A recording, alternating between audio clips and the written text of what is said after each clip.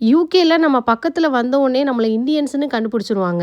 ஏன்னா, நம்ம ஜாக்கெட்ல அடிக்கிற மசாலா ஸ்மெல் தான். நம்ம சமைக்கிற அந்த சாப்பாட்டோட ஸ்மெல்லாம் பார்த்தீங்கன்னா, நல்லா ஸ்ட்ராங்கா இருக்கும். அது வெளிலயும் போகாது. ஏன்னா, ஜன்னல்லாம் லாக் பண்ணி வச்சிருப்போம். அந்த ஸ்மெல்லு நம்ம ஜாக்கெட்லலாம் ஏறி பஸ்ஸுல, ட்ரெயின்ல இல்ல கார்ல போகும்போது பார்த்தீங்கன்னா, நம்ம ஆப்போசிட்ல இருக்கிறவங்களுக்கு கண்டிப்பா தெரிஞ்சிரும். வந்த புதுசுல நமக்கெல்லாம் யார் இத சொன்னா? நம்ம போற போக்குல போயிட்டுருந்தோம். அப்புறம் நம்மளா ரியலைஸ் பண்ணி, இப்பலாம் பார்த்தீங்கன்னா, சமைக்கிறதுக்கு முன்னாடி அந்த ஜாக்கெட்லாம் உள்ள வச்சு லாக் பண்ணிட்டு தான் சமைக்கிறது. இந்த மாதிரி ஃபேஸ் பண்ணியிருந்தீங்க அப்டின்னா, கண்டிப்பா கமெண்ட்ஸ்ல சொல்லிடுங்க. இன்னைக்கு காலையில பிரேக்ஃபாஸ்ட்டுக்கு பார்த்தீங்கன்னா, ஹஸ்பண்ட்க்கு நைட்டே ஓவர் நைட் ஓட்ஸ வந்து ரெடி பண்ணி குடுத்துட்டேன். எப்பவுமே 2 பேருக்கு பேக் பண்ற லஞ்ச் இன்னைக்கு 3 பேருக்கு ஆச்சு. லஞ்சுக்கு வத்த குழம்பு வச்சாச்சு. இந்த வத்தல் பார்த்தீங்கன்னா, இப்ப அம்மா குடுத்து விட்டுருந்தாங்க. நிலாவுக்கு வந்து இன்னைக்கு ஸ்கூல்ல வந்து ட்ரிப்பு கூட்டிட்டு போறாங்க. அதனால அவளுக்கு பார்த்தீங்கன்னா, தயிர் சாதம் தான் வேணும்னு சொல்லிட்டா. நம்மளுமே குழந்தைங்க கூட ட்ரிப்புக்கு போலாம். ஒரு ட்ரிப்பில 2 பேரண்ட்ஸ வந்து வாலண்டியரா ஜாயின் பண்ணிக்கலாம்.